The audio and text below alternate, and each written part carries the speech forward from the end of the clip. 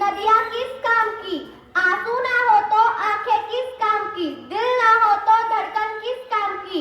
अगर हम वतन के काम ना आए तो हमारी जिंदगी किस काम की, हमारी जिंदगी किस काम की। इथे उपस्थित असलेल्या सर्व देशभक्तांनो, आज 15 ऑगस्ट, तुम्हा सर्वांना 15 ऑगस्टच्या खूप खूप शुभेच्छा। माझे नाव सान्वी महेंद्र ओवाळ, मी आता 7वीत शिकते। आज 15 ऑगस्ट भारताला इंग्रजांपासून स्वातंत्र्य मिळालेला दिवस आणि आजच्या दिवशी मला बोलण्याची संधी देणारे माझे गुरुजन वर्ग, या सर्वांचे मनापासून आभार। वो खून कहो किस मतलब का जिसमें उबाल ना हो, वो खून कहो किस मतलब का जो आ सके देश के काम नहीं, वो खून कहो किस मतलब का वो जीवन ना रवानी है, वो पर्वत पर बहता है ना वो खून नहीं वो पानी है। उस दिन सही सही लोगों ने खून की कीमत समझी थी, जिस दिन सुभाष ने बर्मा में जाकर मांगी उनसे कुर्बानी थी। वो बोले स्वतंत्रता के खातिर आगे तुम्हें बलिदान देना होगा, अब बहुत जीत चुके हो तुम जंग में, आगे तुम्हें मरना होगा। आजादी के चरणों में जो माला चढ़ाई जाएगी ना, सुनो वो तुम्हारे श्वासों के फूलों से सजाई जाएगी। आजादी का संग्राम है, कहीं पैसों पे खेला जाता है, कटे नंगे सर यूं ही झेल जाता है। आजानो बहुश करके बोले तुम मुझे खून दो, बदले में भारत की आजादी मुझसे ले लो।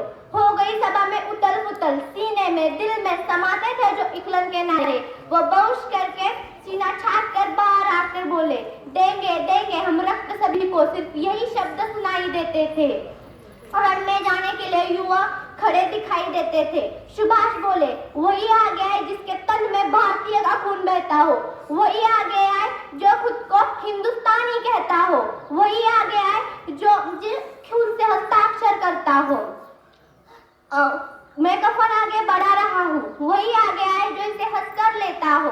सारी जनता खुदकार उठी, हम आते हैं माता की चरणों में हम अपना रक्त बहाते हैं। उस दिन साहस से भरे युवक बढ़ते ही जा रहे थे। उस दिन छुरी कटारों से वो अपना रक्त बहा रहे थे। उसी रक्त में कलम डुबाकर वो आजादी के फरमाने पर हस्ताक्षर कर रहे थे। उसी दिन देखा तारों ने भारतीय विश्वास नया, उसी दिन देखा तारों ने भारतीय विश्वास नया, जब भारत ने लिखा खून से इतिहास नया, जब भारत ने लिखा खून से इतिहास नया। मित्रांनो, ही आपल्याला जी आजादी मिळालेली आहे ना, ती इतक्या सहजासहजी मिळाली नाहीये। त्यासाठी मंगल पांडे, भगत सिंग, राजगुरू, सुखदेव, डॉक्टर बाबासाहेब आंबेडकर, राणी लक्ष्मीबाई, वीर सावरकर अशा अनेक महात्मांनी आपल्या रक्ताचे पाणी केले आहे। त्या सर्वांना मी वंदन करते। आपल्या नशिबात देशासाठी प्राण अर्पण करायची संधी नाहीये, मात्र आपण देशाची सेवा नक्कीच करू शकतो। किती भाग्यवान होते ते लोक जे देशासाठी लढलेच नाही तर स्वतःच्या प्राणाची आहुतीही दिली त्यांनी। आपल्याला जर आपल्या भारत देशाची सेवा करायची असेल आणि तर आपल्याला आपल्या भारत देशाच्या प्रगतीत सक्रिय सहभाग घ्यावा लागेल आणि माझी जिम्मेदारी काय आहे, माझी ड्युटी काय आहे हे समजून घ्यावे लागेल आणि एक लक्षात ठेवावे लागेल, हा देश माझा आहे, त्या देशातील सर्व लोके माझी आहेत, यांच्यासाठी आपल्याला दिवस रात्र कष्ट करायचे आहे आणि आपल्याला आपल्या भारत देशाकडे देशाची स्वप्न पूर्ण करण्यासाठी कष्ट करण्यासाठी 280 करोड हात आहे। आपला भारत देश यशाचे शिखर गाठतच आहे। गेल्या काही वर्षांपूर्वी भारत देश जगातील 10वी अर्थव्यवस्था होती, कितवी 10वी, आणि आज भारताने इतकी प्रगती केली आहे की आज भारत देश जगातील 5वी अर्थव्यवस्था आहे। आणि ही जर आपण आपल्या कार्यकालात दुसऱ्या क्रमांकावर नेली नाही तर आपण खूप फाईल केले असे समजू नका। आणि जर आपल्याला आपल्या भारत देशाच्या प्रगतीत सहभाग घ्यायचा असेल आणि भारत देशाला विश्वगुरू बनवायचे असेल तर एकच मार्ग आहे, तो म्हणजे शिक्षण आणि शिक्षणच। या शिक्षणाच्या आधारे उज्ज्वल भविष्याचा पाया भक्कम करणारे सर्व शिक्षकांना मी वंदन करते।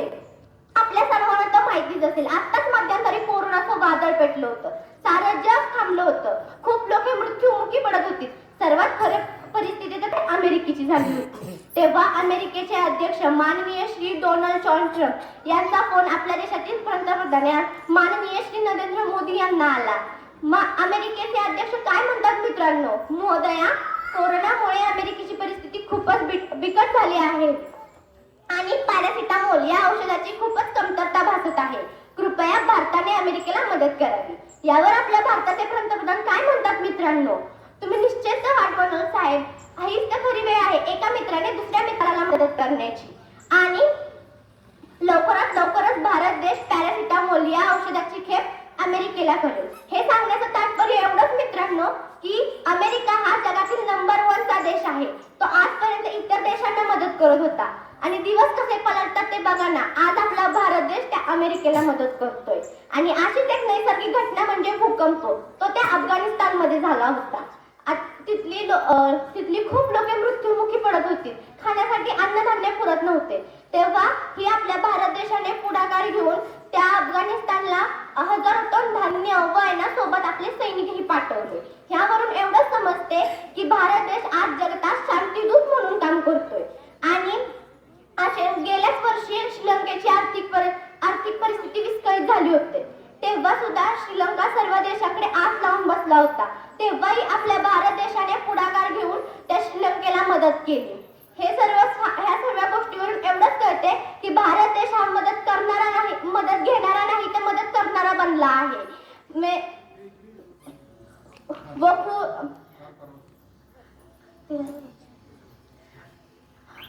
हम अपने जान के दुश्मन को भी जान देते हैं. हम अपने जान के दुश्मन को भी जान देते हैं. इसी मोहब्बत की मिट्टी को तो हिंदुस्तान कहते हैं. इसी मोहब्बत की मिट्टी को तो हिंदुस्तान कहते हैं. आपला हा आजचा भारत देश हा नवीन भारत देश आहे. ह्यावरून एवढंच लक्षात येते की हा भारत देश सर्व जगाचे लक्ष आपल्या भारत देशाकडे आहे आणि हा शांतीप्रिय आहे. म्हणण्याच्या वाटेला कुणी जाऊ नये. जायच्या वाटेला कुणी गेलं तर त्याच्या देशात शिरून त्याला मारायला हा आजचा नवीन भारत देश पुढे मागे बघणार नाही. जाता जाता एवढंच म्हणावेसे वाटते, तिरंगा आमचा मान आहे, पराक्रमाची गान आहे. तिरंगा आमचा मान आहे, पराक्रमाची गान आहे. भारतीय शान आहे. तिरंगा आमचा मान आहे, तिरंगा आमचा मान आहे. जय हिंद, जय भारत.